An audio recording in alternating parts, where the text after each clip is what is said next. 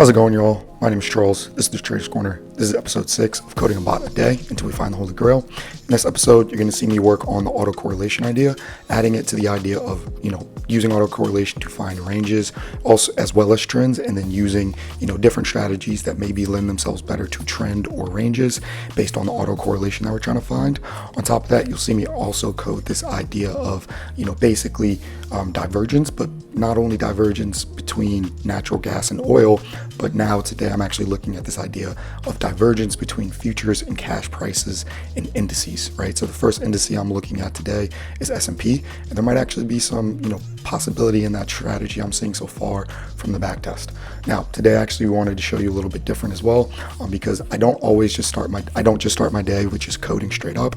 My brain wouldn't be turned on for that. So today you're going to see everything else that I do before I get into coding. So you just saw me doing my analysis.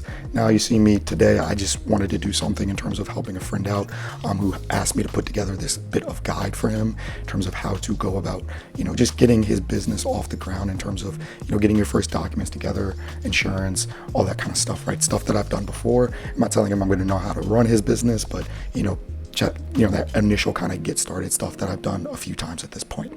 That's the document I'm putting together here. After that, you'll see me do a little bit of back testing, read some Bloomberg, then I get into the coding, but then you'll also see me do some analysis throughout the day and share that with some of my trading friends as well. So if you're interested in that group chat that you see me speaking in, definitely let me know. But besides that, I hope you guys are enjoying the video. I hope it's providing some value to you all. And let me know if you have any ideas in terms of the coding and what you think about it. Let me know.